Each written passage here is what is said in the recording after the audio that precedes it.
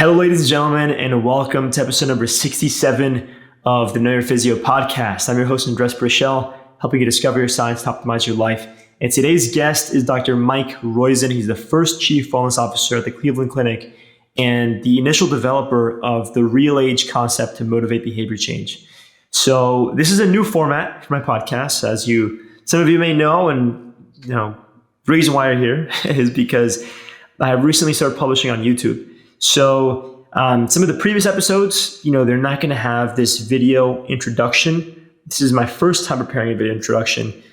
Just moved to Uruguay, so I don't have the perfect setup just yet. As you can tell, I'm not using my beloved Shure SM7B mic.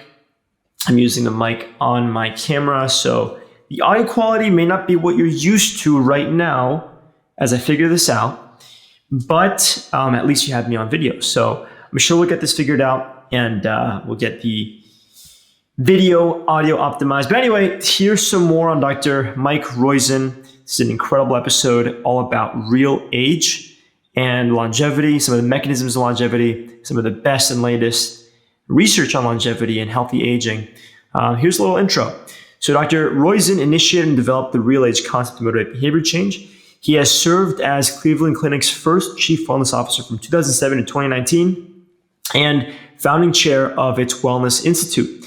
The clinic's wellness programs help the clinic not spend over $1.05 billion for its 101,000 employees and dependents over 11 years compared with national averages, and helped over 43.6% of patients achieve 6+2 normals for health. Not really sure what that means, but we'll link to the show notes for any corresponding documents and resources related to this. Dr. Roizen is certified in internal medicine and anesthesiology. He is a Phi Beta Kappa graduate of Williams AOA from UCSF School of Medicine. He now serves at Cleveland Clinic as Chief Wellness Officer Emeritus and is a professor at the Lerner College of Medicine of the Cleveland Clinic at Case Western Reserve University.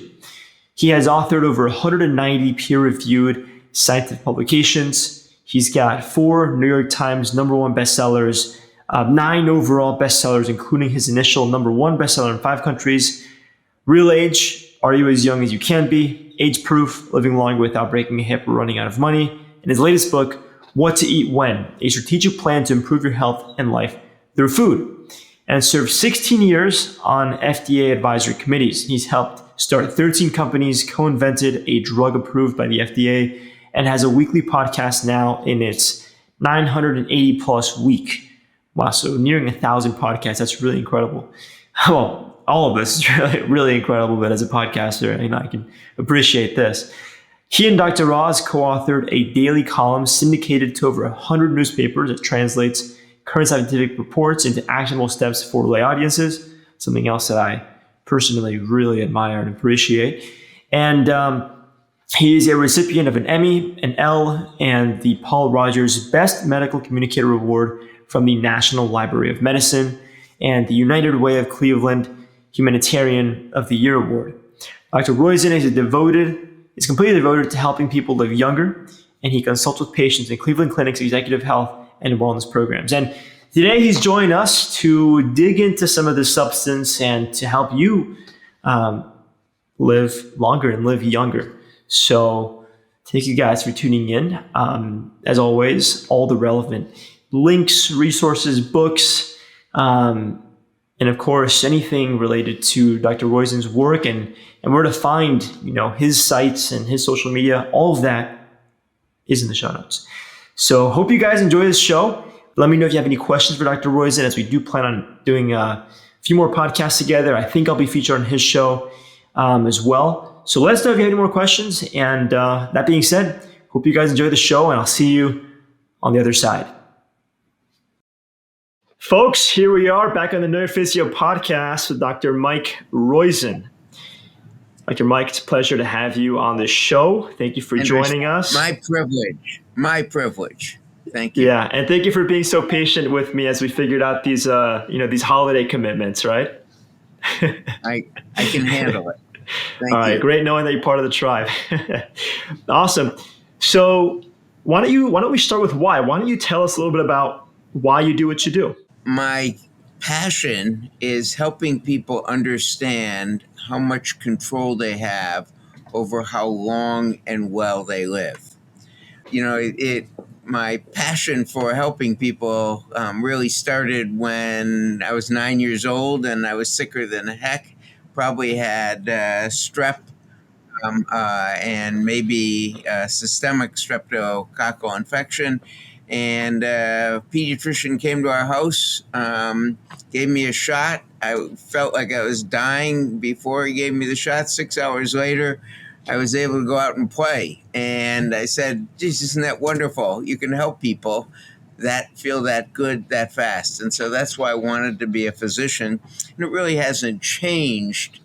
And what we see is a lot of people who aren't living at any place near their healthiest.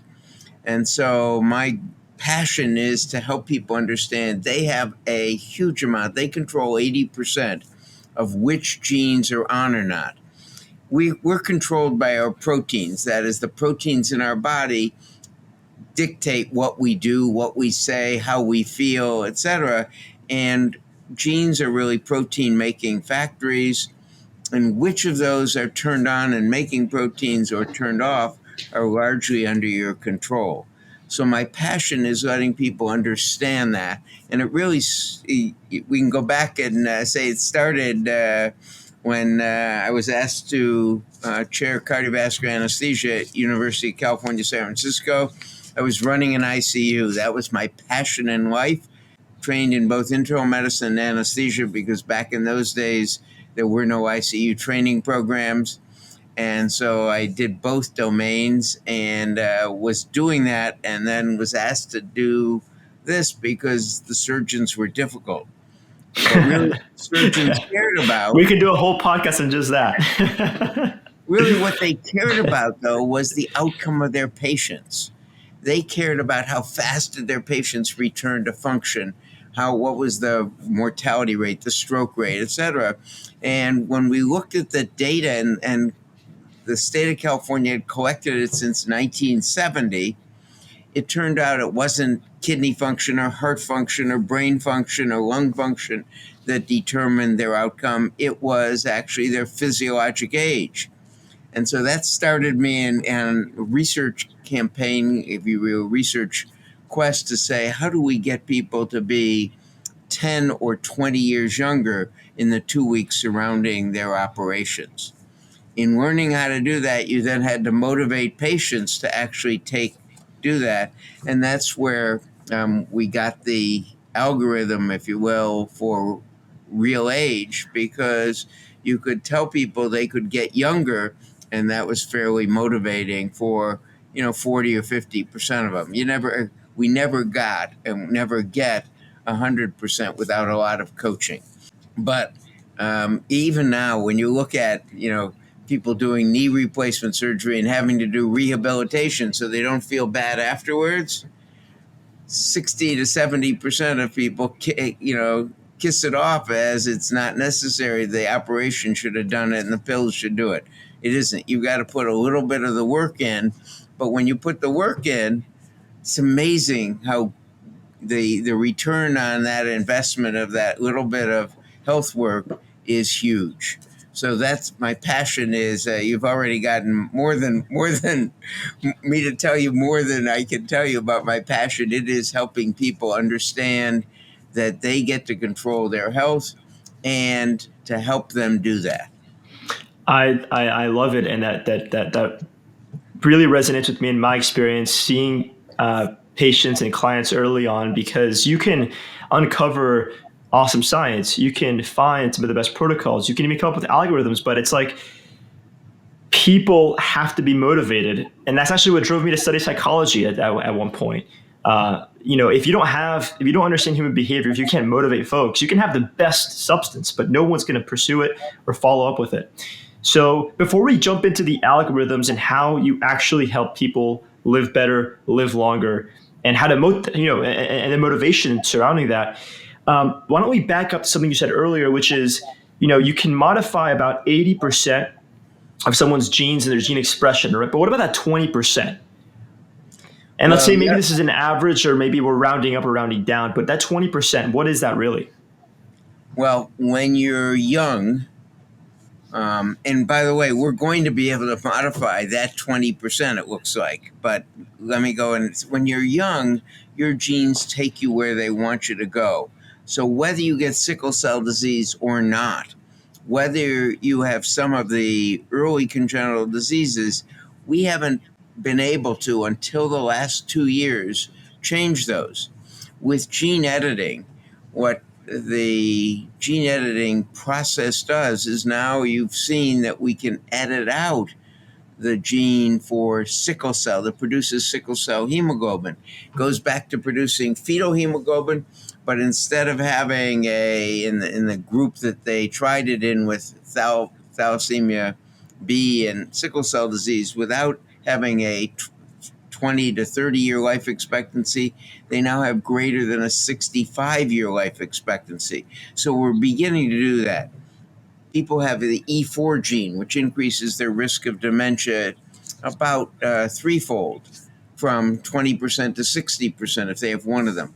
But just imagine if we could edit that out, and by changing one amino acid, you change that to an ApoE2, which decreases the risk of dementia at age 90 from 20% normally, or 60% with one E4, to now 3 or 4%.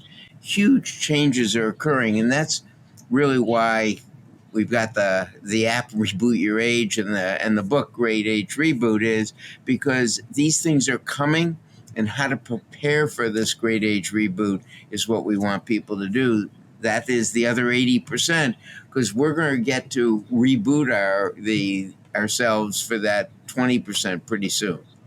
And so to fully take advantage of, this life extension, right, through this applied science, through real age, do we need to be at the point where we have mass access to gene editing?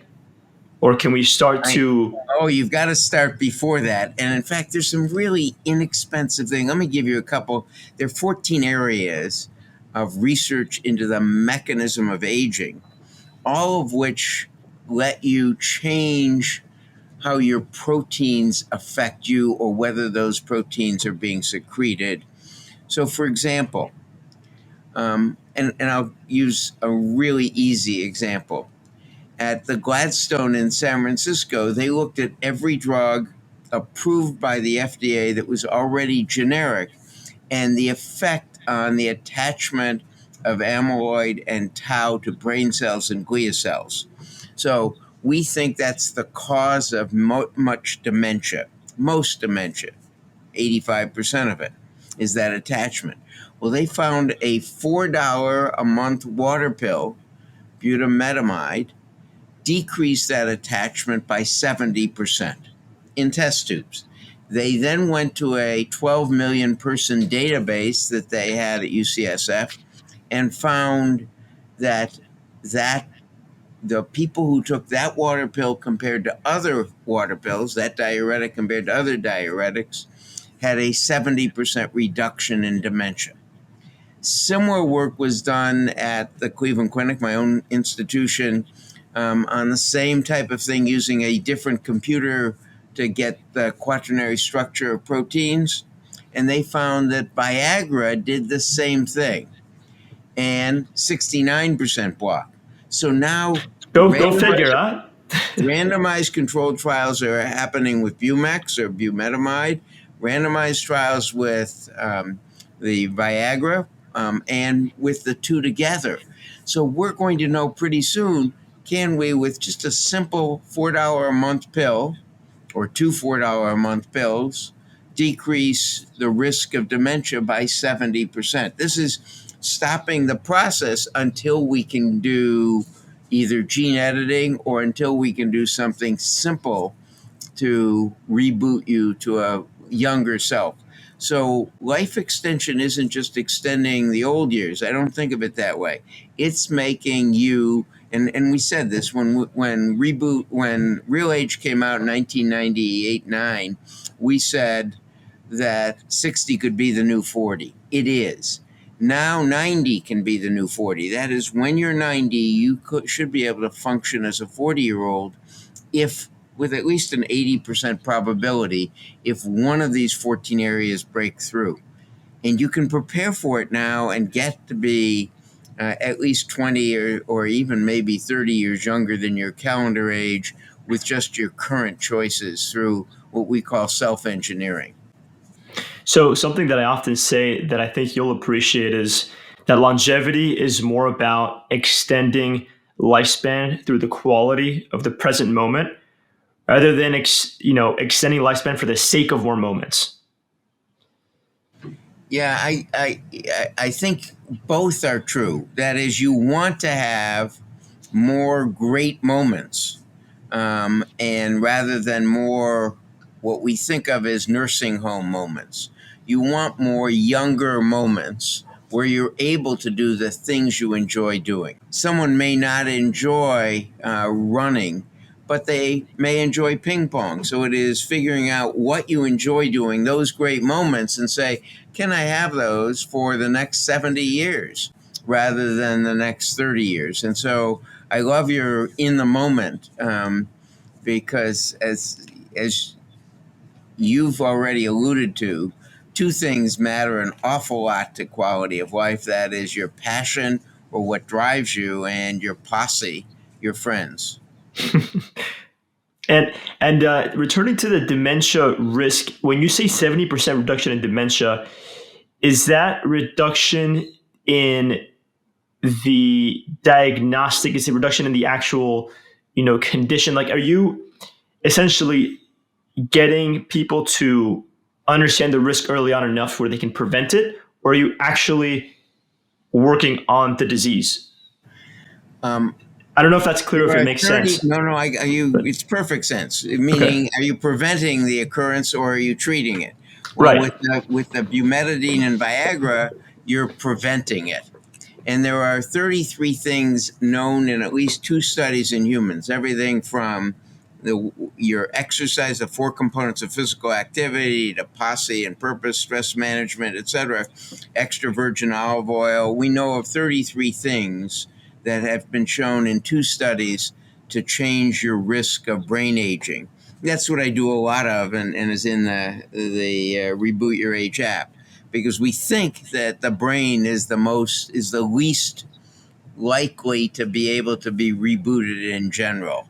Let me go into that. What do I mean by that is someday in 2050 or so, you may go into a car wash as a 90-year-old and come out a 40-year-old. But for now, it's going to be organ by organ. And so we think the brain and spinal cord are the toughest and the ones you've got to work hardest on protecting now. So there are 33 things that can do it. Now, in the 14 areas of aging mechanisms, there are several that actually reverse the disease. One of those is what we call therapeutic plasma exchange. In the AMBAR studies, AMBAR, anyone can Google it, they showed that donating a unit of plasma, they gave a unit of blood, they washed the red cells, got the red cells back, got rid of the old plasma, got new saline, that a unit of plasma donation for once a week for 5 weeks and then once a week for 4 more months, 9 donations in total, over a 15-month period actually reversed dementia in early Alzheimer's disease, reversed every measure of cognitive functioning they were looking at. So that was only a 300-person randomized controlled study, 6 centers, 2 in Spain, 2 in Chile, 2, 1 at Pittsburgh, 1 at Cleveland Clinic. Now they're doing a 3,000-person study, 100 centers, and if it comes up with the same results, it's going to be the first approved treatment that is a real functionally has been shown to reverse the disease, not slow it, but actually reverse it. So the point is, there are people working on reversing it, but what we're talking about with the things in lifestyle, the 33 choices you can make, is preventing it. And that's what bumetamide does and what Viagra do in the animal studies And in the human epidemiology studies, now they're doing randomized controlled trials.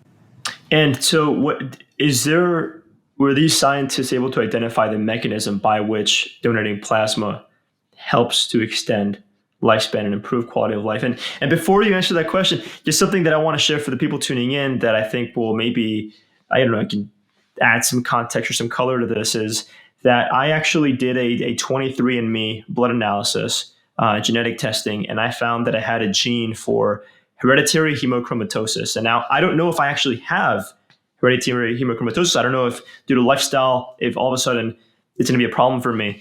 But I did have some symptoms that lined up with what could have possibly been something related to, hereditary hemochromatosis. And I discovered that through working with a functional medicine doctor. Anyway, I found that one of the best ways to offset a lot of that iron in my blood, because I was eating a lot of red meat at the time, and I think this is why I had some of these symptoms.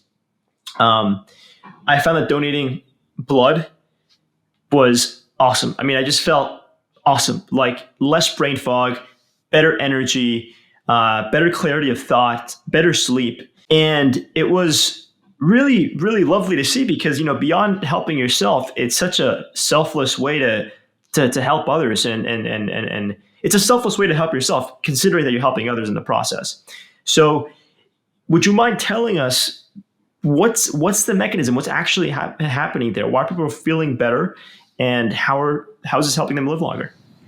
We only have hypotheses on why they feel better and why and what is changing. The lead hypothesis, and let me go and where this started was actually with the convoys at UC San Francisco in the 1960s when they gave a rat that had a young rat and hooked a young rat and an old rat up, and the old rat became younger and the young rat became older.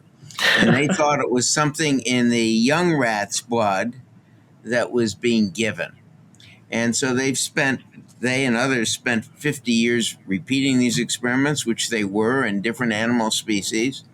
And then trying to find out what it was in young blood. And it wasn't something in young blood, it was something in the old blood. And they think it is, again, misfolded or missignaling proteins.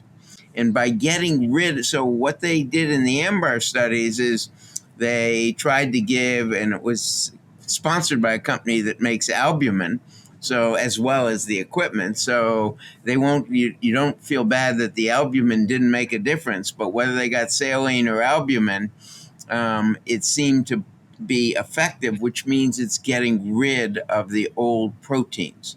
Now, we don't know whether it's because it's forcing your body to make new proteins or whether it is something in the old proteins is missignaling, which is what the lead hypothesis is. So that is, remember, your proteins are incredible. Let me give you the example. So we know that when you look at type 2 diabetes and the risk of type 2 diabetes causing ulcers and kidney disease and heart disease and even dementia, that it is the hemoglobin A1C that is a correlate. Well, all that is the hemoglobin molecule with a sugar stuck at the A1C position. That sugar on that glucose, on that protein, the hemoglobin's a protein, the sugar gets on it, and it causes a little change in folding, which means that hemoglobin doesn't release oxygen normally, which is why we think that lack of oxygen release is why we think that people with diabetes get those end organ diseases of kidney disease and ulcers in their leg and heart disease and dementia.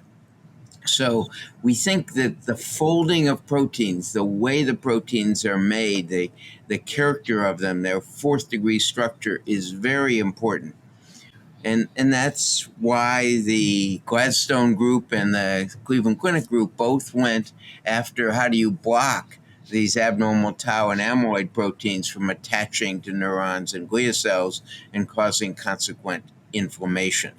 So we think that this donation of plasma, as you say, made you feel better. Well, that's because hemochromatosis, you build up too much iron in the blood as you alluded to, and donating blood and not eating red meat are ways of reducing that load and making you feel better. And so, too much of the hemoglobin protein is a bad thing too. Yeah, I was wondering if maybe there's an extra sort of mechanism there that it's. I mean, I imagine building new blood that can only do as well, right? I can't imagine that it does harm. It only does harm when you get too much of it, like you said you had at one point.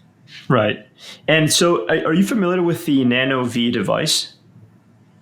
I am not. Tell me about it. So Nano V, it's I wish I could show you a picture because it's like a super futuristic looking contraption. It's got like base with an arm protruding from it, and then there in the center there's like a cylindrical um, a cylinder filled with water, and it lights up. And basically, what it is, it's a machine that structures water that you then inhale through this arm. And this is something that was designed by Ang3 Corp. I actually had a chance to help run their booth in one of the biohacking conferences about a year and a half ago or a year ago. And what they do is they target protein folding. So it actually, as you inhale this structured water, it makes its way, into your body. And what they say is, well, look, this actually influences the structured water around your proteins and enables them to fold correctly.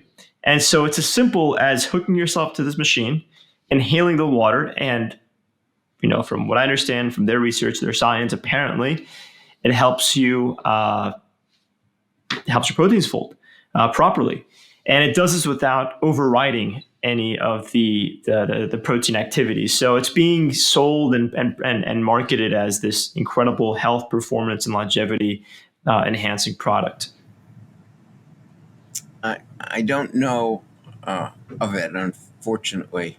I'll I have to think learn about it. Yeah, it's when I started learning about it, when I saw it and used it, I mean, I'm sure a lot of the experience, and not to discredit them or their technology, but I'm sure what I felt was, more of a placebo effect. I don't think there's any sign of immediate relief that you should feel other than placebo, but I imagine that it certainly can work. I mean, they have an incredible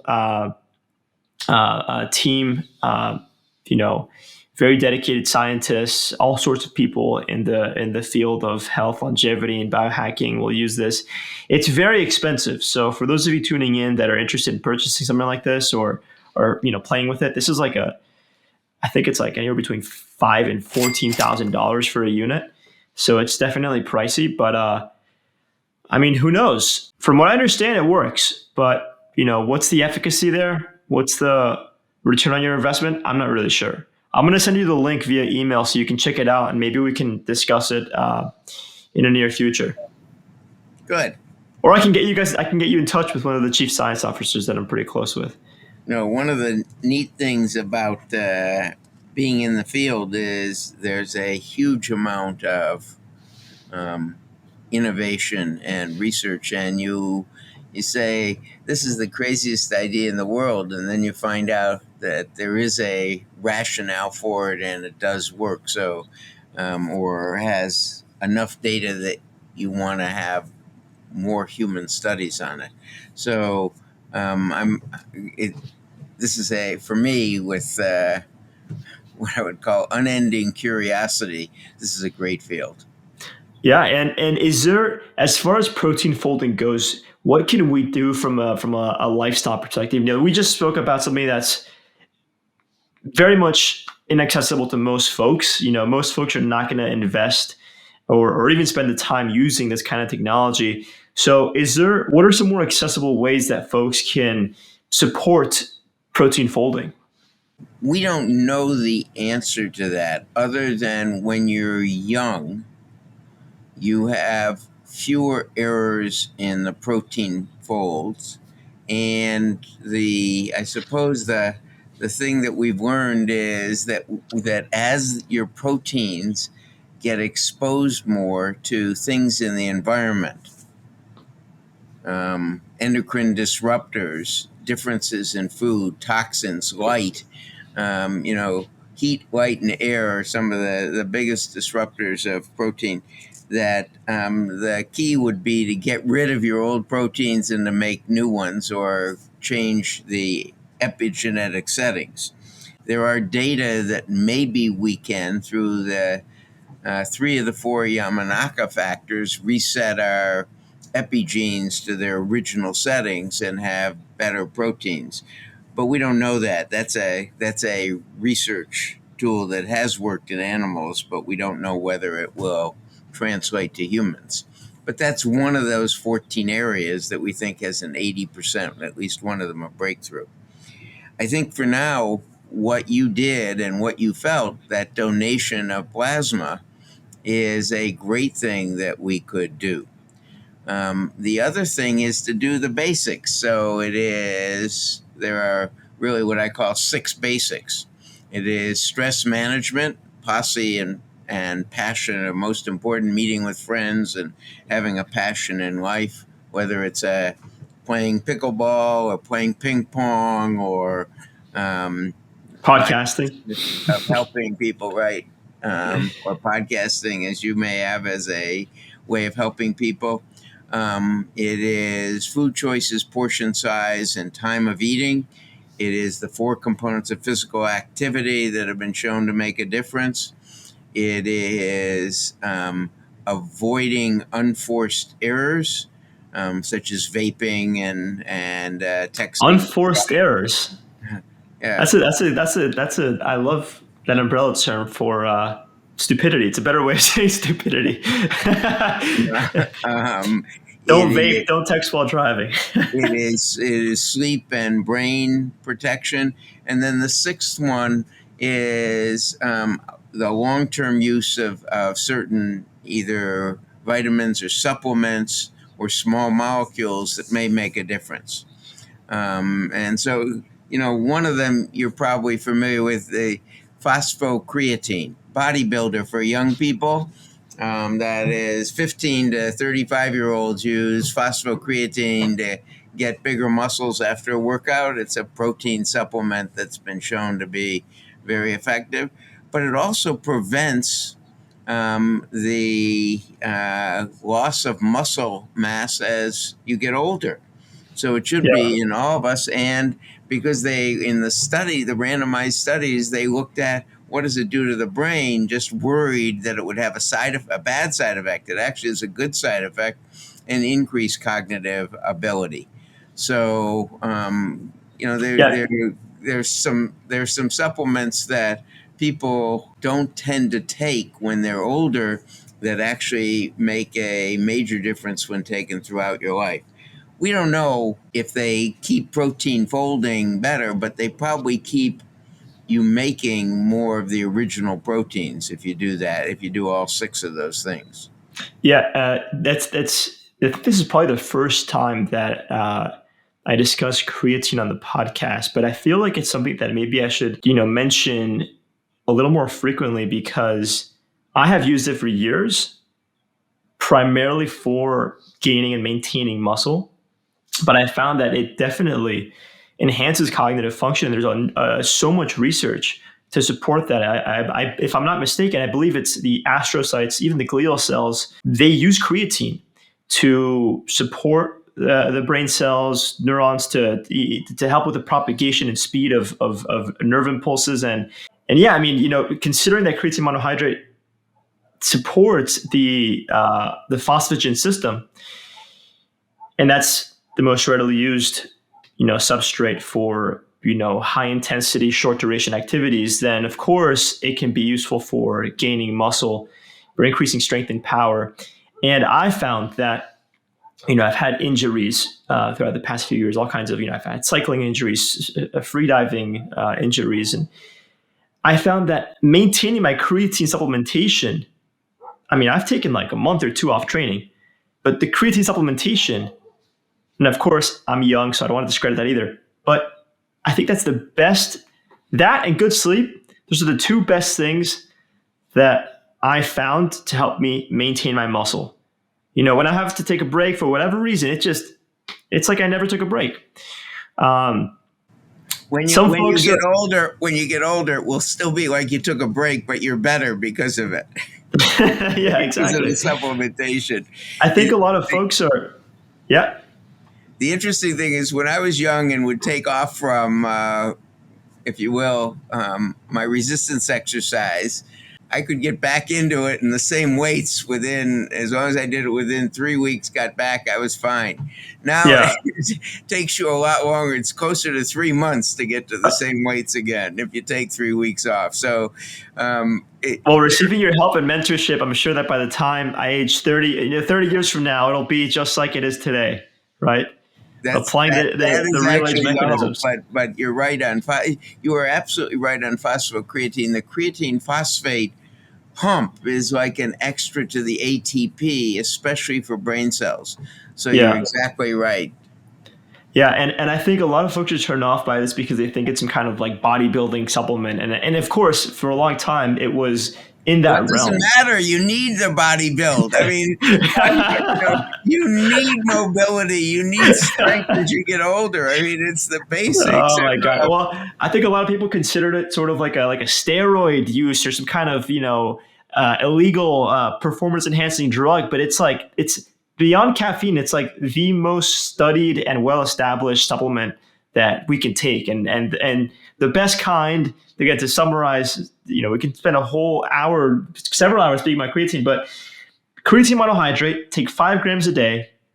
Make sure you get enough water because as you build up your creatine and your phosphagen system, it draws in a lot of water. You need to make sure you're hydrating properly. But yeah, it's extremely useful. And I think most people should take it, especially if longevity is their priority. It's so cheap, so easy to access, it's so pure, and it works so well for the muscle and for the brain. Yeah, that's absolutely right. The one precaution is if you have an abnormal kidney function test, you'll want to get your physician to bless it before you do it. And if you're, say, over the age of 40, you want to get your kidney function test before you do it. It doesn't hurt the kidney, but it does change the kidney function test results. So you want to make sure someone knows about it if you're taking it. Yeah, I know a lot of young guys and even clients of mine, followers who have, taken creatine and then on a blood test, it'll say, your creatine levels are super high. And the doctor immediately, they go, you need to stop taking creatine. And it's like, well, obviously it's going to show up higher on the test because you're supplementing it, but it doesn't mean that there's, a problem in your kidneys. You're simply taking more, so it'll show up on a test, but there's no real problem. Yeah, and you probably shouldn't take it in the 12 hours before you get the test. Yeah. And another thing that I learned recently is that it's not a good idea to take that with your coffee or around caffeine consumption because you won't get the same bioavailability of the creatine. From what I've been told, from what I understand. So I will take it typically with my first or second meal of the day with carbohydrate, as it seems that it helps to draw in more creatine as well. And or before bed. You can only take up about 2.5 grams at a time. That's what's bioavailable. So I'll split the 5 gram dose into 2 doses, or I'll just take one serving a day. Yeah, I'll take anywhere between 2.5 and 5 a day, but never all at once. But yeah, absolutely love creatine. And I will cycle on and off of I it. did not know that about caffeine, so thank you. Yeah, and I also recommend cycling on and off because there is a negative feedback loop, right? And as is the case with many supplements, right? You start taking something that your body naturally produces, and all of a sudden your body goes, okay, we're getting this exogenously. We can decrease endogenous production. So I'd say every couple of months, I'll take 1 or 2 weeks off of creatine to get my body to produce them on its own. And it's funny because at this point I've taken it so long that, as soon as I stop taking it, I'm like deflated, right? You're not producing, sufficient creatine. Your body's like taking a break, right? So all of a sudden you start losing all this water volume and it almost seems as if you've gained fat because the proportion of fat in your body has now increased, right? As you lose water, and the portion of fat is the same, then all of a sudden rather the amount is the same, then all of a sudden the proportion is decreased. And so what's underneath the fat shrinks, and now it seems like you have more body fat. So it's like this, it happens, it's something that I do once every 2 months, and I feel so bad about myself. I have to remind myself, no, this is part of the process. And, I'm doing my best here to support my body's endogenous production. But yeah, very safe, very, very, so many benefits, and totally something that folks can take long term for longevity and performance. Moving forward, why don't we go through some of these these 33 decisions or choices people have for the sake of living longer and living better? I don't know if you have a list handy. There actually are 180 choices you can make, but 33 for your brain that Okay. have been shown in at least 2 studies. So, in the app we go through all 180 plus the 50. We've been told about 52 supplements, most of which, and we analyze in the library. So there's a lot of knowledge in the app, but the most of which are not beneficial, but some are. So the basics are get to the 6 normals. That is actual outcome. You want a blood pressure under 125, under 85. You want a fasting blood sugar under 99. You want a LDL cholesterol or an apolipoprotein B under 70. You want a body mass index, assuming you're not, it's all not muscle, but you want it under 27. And then you want to avoid, you want no cotinine in your urine, no secondhand smoke, and you want a passion and posse, 6 friends that you can call on routinely, and that you do. And No more, no less than 6. no, at least 6. I mean, the data show that 6 people you're fairly vulnerable with are key to stress management, shown in the Whitehall studies in the 1950s and the Alameda County studies in the 1970s, and repeated recently in 3 or 4 different studies. So it is posse and purpose that are key in that stress. Do you say And vulnerability? say it again? Did you say vulnerability? 6 people that you can be vulnerable with? That's right. 6 people that you're willing to share your personal life with, that you're willing to Wow. share. So that's the data. Now, how they characterize that was just asking them, are you vulnerable to these people? So we don't know how vulnerable they were, but it was consistent and has been consistent. Wow. The next thing is there are 4 components of physical activity that make a difference to brain hippocampal size. And we used to think it was just because we would make the cardiovascular system better and the blood vessels respond better. But no, it actually is, you turn on it when you stress a muscle, whether it is by walking or resistance exercise or cardio or jumping. Those are the 4 that have been shown to make a difference. When you do those activities, you turn on a gene that makes a small protein called a Roizen, gets across the blood-brain barrier, and releases brain-derived neurotrophic growth factor, which is like miracle grow for your hippocampus. So the 4 components. Then there are healthy fats and healthy proteins, salmon or ocean trout, extra virgin olive oil, and as a precaution, we say a supplement of DHA of 900 to 1100 milligrams a day. Eating only when the sun is up. That is, breakfast is an important meal, and it should be protein rich, like egg whites or salmon, but it shouldn't. But you want to eat in a 7 or 8 hour window, since most people can't avoid eating late in the day, because that's the traditional American and now even European way. It is to front load your protein, as well as to eat in that 7 to 8 hour window. Avoid foods with red meat, processed red meat, egg yolks, and the reason for those is they have carnitine, lecithin, and choline, amino acids, plus saturated fat.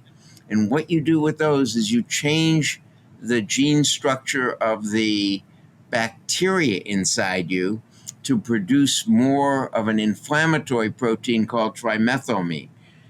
We don't know why the bacteria like those. If you give carnitine pills, no problem, as long as you don't have saturated fat with it. Same with lecithin and choline. But if you have saturated fat with it, it turns on genes in the bacteria inside you that produce an inflammatory protein.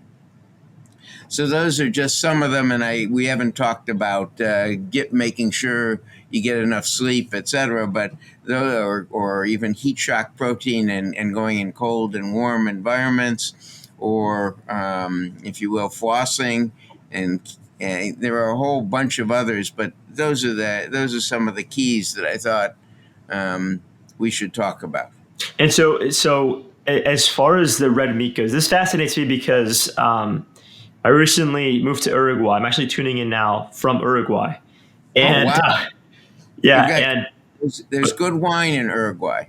oh yeah, it's unbelievable. This place is like Italy in South America. I mean, you drive around and it's like vineyards everywhere. The people are so deeply invested in the food and wine here, and it's just such an intimate connection.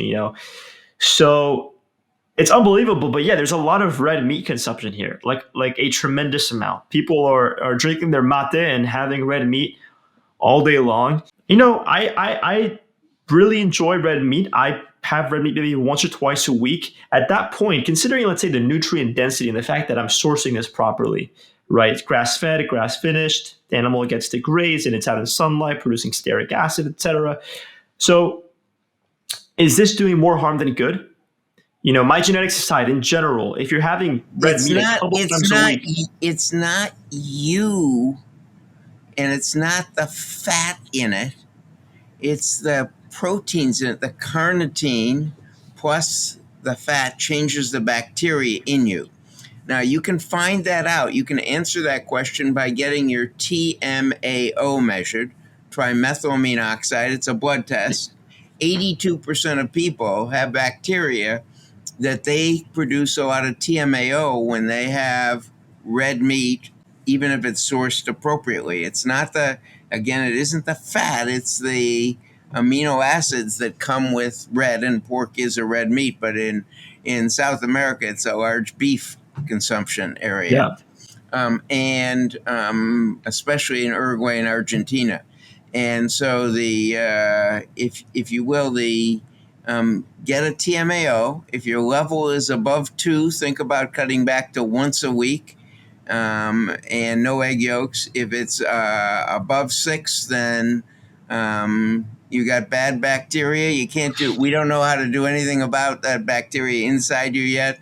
And go to more salmon and ocean trout, if you will. Well, the good news is my passion, besides the podcasting and making science more accessible and fitness, is fishing. And I've been doing a lot of fishing here, and the fish is absolutely delicious. So I think I'll opt for that instead of having as much red meat as I have been.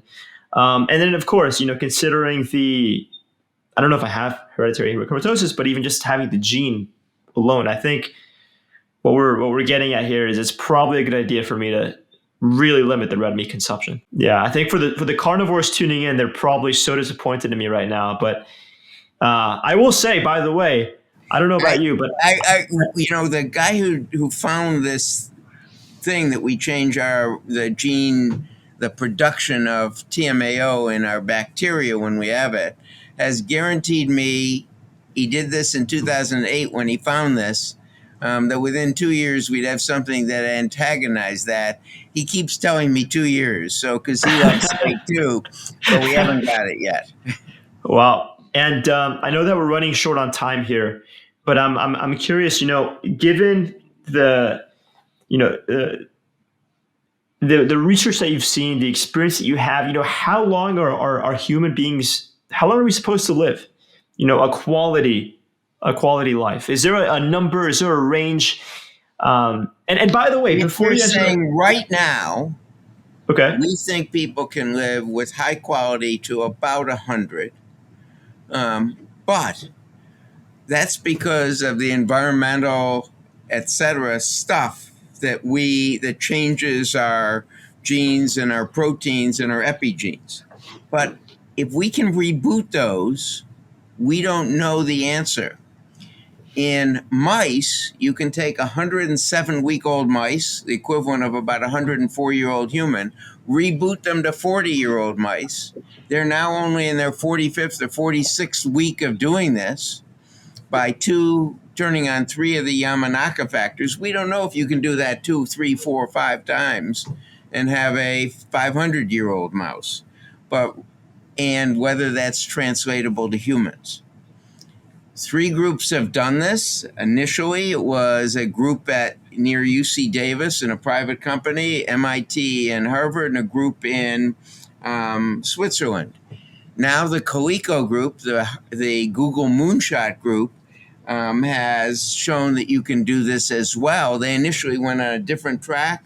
Cynthia Kenyon, who runs their program in their Moonshot at Coleco, the Google Moonshot on Aging, went in a different gene direction initially. Apparently, that group has come back to look at this seriously and has published data in about, I think, February or March of this year that they were able to do this to mice too. But the mice haven't lived long enough to see if you can do it again and Right. again. And the group at Harvard has apparently done this in male beagle dogs. They've reported orally at a conference. So it's translatable to other animal species. If you can do that to humans, your question may get a different answer in 2 years than it does now, or in 5 years than it does now. That's the excitement of the Great Age Reboot.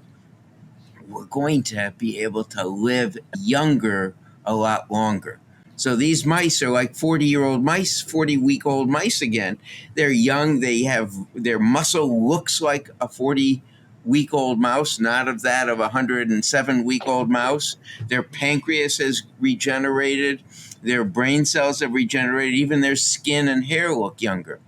So if you're able to do this, the answer is I don't know. But right now we know that doing the things that help prepare for it, those big 6 that we went over, plus a whole bunch more, you can be at least 29 years younger than your calendar age.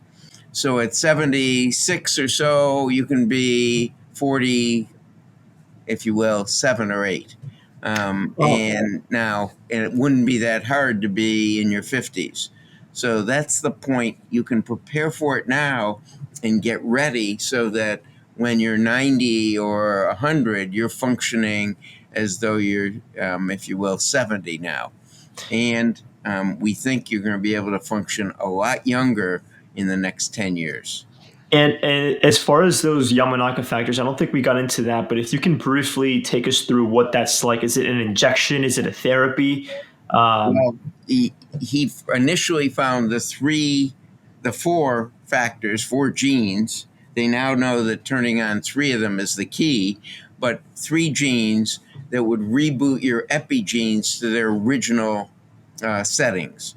So take away all the environmental hazards, all the changes that your red meat have caused, etc. The question, and what do they do with it? It's 2 actually. Apparently, they've all kept the patent protected, if you will, but all 4 groups that have shown you do it have said it's with readily available drugs in combination. So Rapamycin, NAC, it's they haven't said what it is. So metformin, rapamycin, NAC, creatine. no, it probably is not those. Okay. It is probably. It looks like one of them is an antibiotic, and one of them is a anti-inflammatory. But we don't know that.